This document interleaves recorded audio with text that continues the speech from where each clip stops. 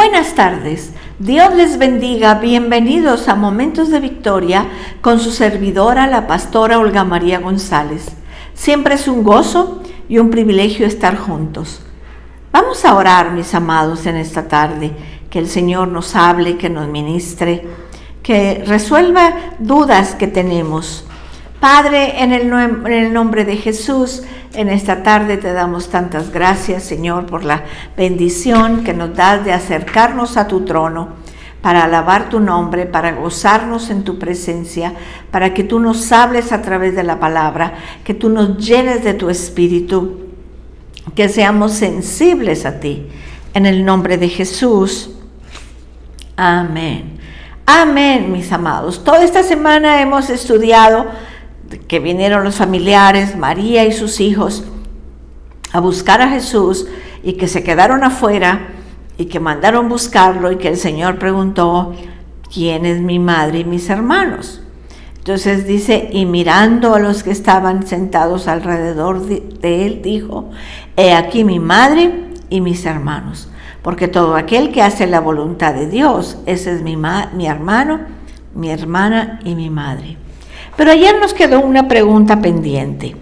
¿Cómo es posible que María no creyera las afirmaciones de Jesús después de su experiencia con Dios en cuanto al nacimiento de Jesús? Vamos a ver la respuesta. Número 1. María, tenemos que entender y afirmar y proclamar, fue una mujer maravillosa. Fue una mujer escogida por Dios para una misión especial, la de ser la persona por medio de quien Dios enviaría a su Hijo unigénito al mundo. Tenía que ser una mujer muy especial, una mujer espiritual, una mujer que tenía que venir del linaje de David. Todo eso lo cumplía María, pero siempre hay que recordar que María era meramente humana. La queremos hacer celestial, pero no es. Era una mujer judía como cualquier mujer. Es meramente humana. Es cierto, fue una mujer muy especial, pero seguía siendo humana. El hecho de ser especial solamente significa lo que el ángel le dijo cuando vino a anunciar el nacimiento de Jesús. Muy favorecida por Dios, muy favorecida. Eso fue lo que el ángel le dijo a María. El hecho de ser especial no implicaba ninguna virtud o mérito propio. Fue especial por causa de Dios, solamente por su misericordia y por la gracia de Dios, no por lo que ella era. Era una mujer nada más. La segunda, la profunda experiencia de María con Dios había ocurrido más o menos hace 30 años atrás. 30 años más o menos es un largo tiempo para que las criaturas humanas mantengan la realidad y el significado de una experiencia religiosa. Ella era una jovencita cuando tuvo al primer bebé, que era Jesús. Las emociones humanas se levantan y caen prácticamente todos los días. Algo que te emocionó a ti hace 15 años, ahorita ya no te emociona. Algo que causaba tanto interés en tu vida hace 30 años, ahora ya no causa esas emociones y esa intimidad. Número 3.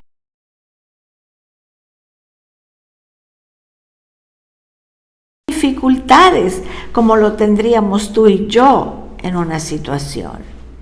Para entender la misión y la naturaleza mesiánica de su Hijo Jesucristo era difícil. La gente no lo entendía. De hecho, hasta la fecha, mis amados, les hablamos de que Jesús es el Mesías y se nos quedan viendo.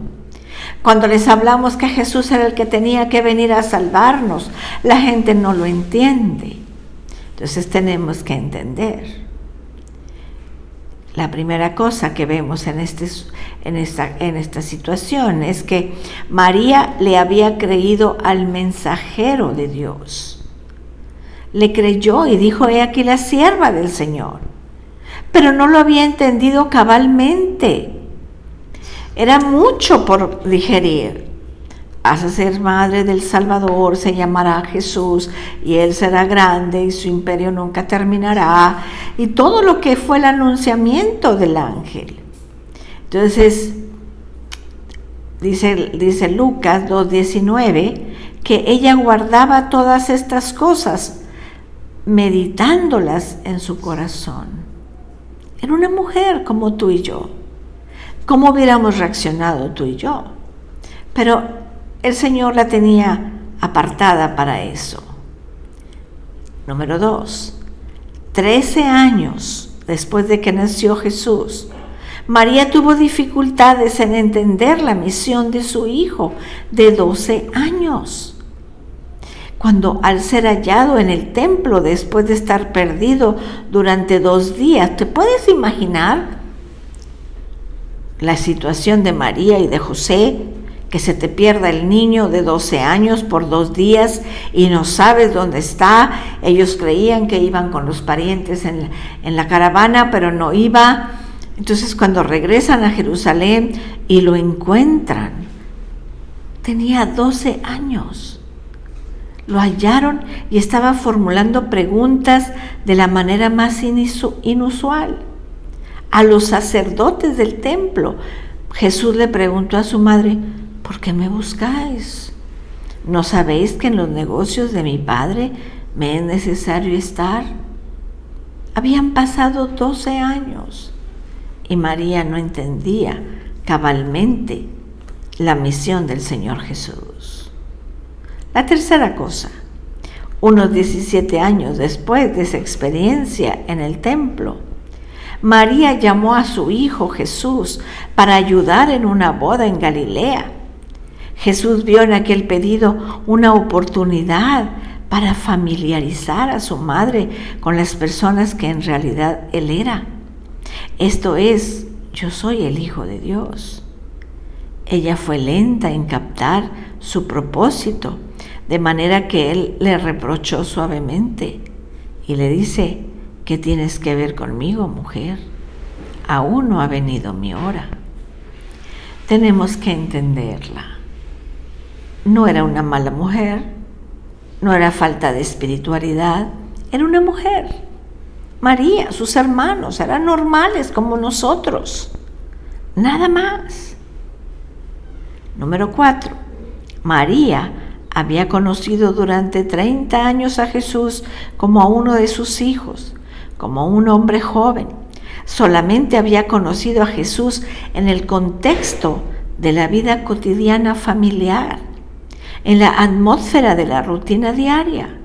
Luego, de manera totalmente repentina, Jesús levó sus anclas, dejando el hogar, dejando lo que aparentemente era un negocio floreciente de carpintería. Los eventos que ocurrieron desde el momento de su partida y a lo largo de los meses que siguieron inmediatamente fueron tan rápidos y tan dramáticos que María necesariamente estaba ahí como compleja. Ella y todos los otros que estaban cerca de Jesús tuvieron que aprender que Él no era solamente un hombre, que no solamente es mi hijo Jesús, que no solamente es mi hermano mayor, sino que es el Hijo de Dios mismo. Cuando a otros hechos inusuales obrados por Jesús y que causaron problemas a los amigos y a la familia, María necesariamente tenía que estar preocupada por lo que estaba ocurriendo, por lo que estaba afirmando su hijo. Tenía temor, como les dije ayer, que lo llevaran preso. Tenía temor que los religiosos, que las autoridades civiles se lo llevaran. Estaba diciendo que él era el Mesías, que él era el Hijo de Dios, que hacía milagros, se peleaba con las autoridades, les decía sus verdades, y María estaba muy preocupada. Pero como les digo, poniéndonos en su lugar, como mujeres, como madres, tenemos que entender a María. Ella era un vaso frágil, pero usado por Dios. El Señor puso en ese vientre la semilla de su hijo.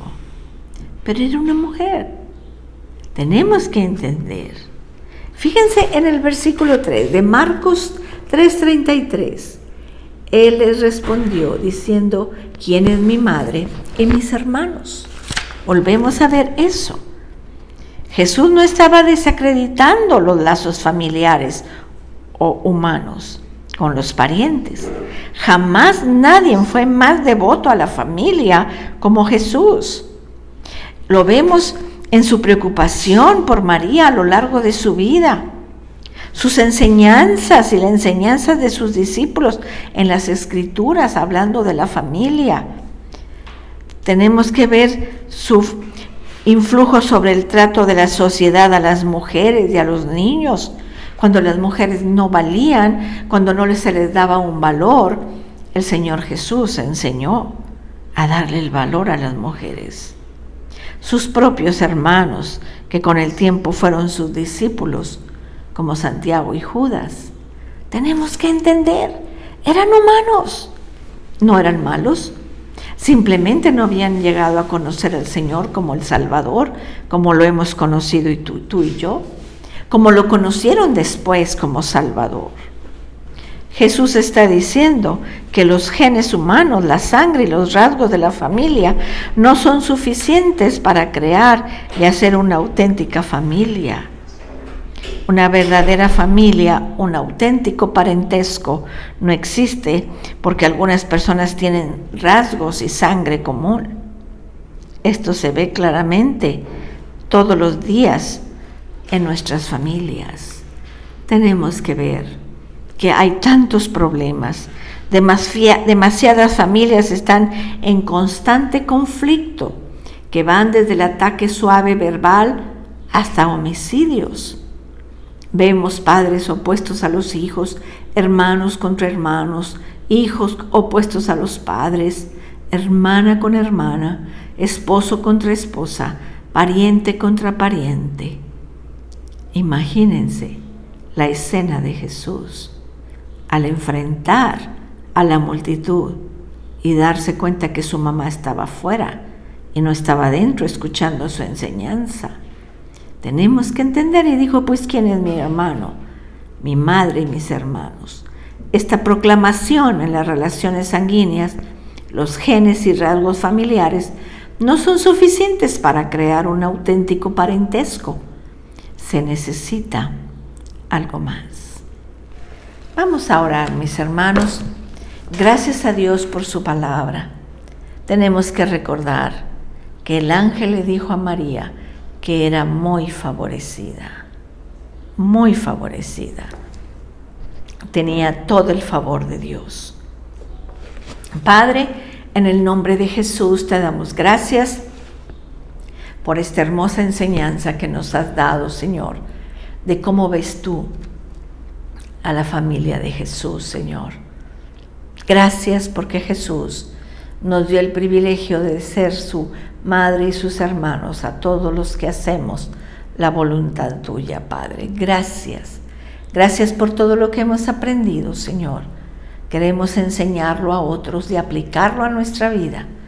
Queremos ser sabios y entendidos en tu palabra. Gracias, Señor. Gracias por tu palabra. En esta tarde, Señor, queremos pedir por todo lo que está pasando en Israel, tu pueblo amado. Gracias por todo lo que estás mostrando al mundo, tu poder. Señor, estás mostrando tu protección para tu pueblo. Gracias, Padre. Bendice a nuestra familia, Señor. Bendice a los que están enfermos, Padre. Gracias, Padre Santo, en el precioso nombre de Cristo Jesús. Amén. Amén, mis amados. Nos vemos mañana viernes para que juntos podamos seguir estudiando la palabra. Que Dios les bendiga, que Dios les guarde. Cristo les ama y yo también.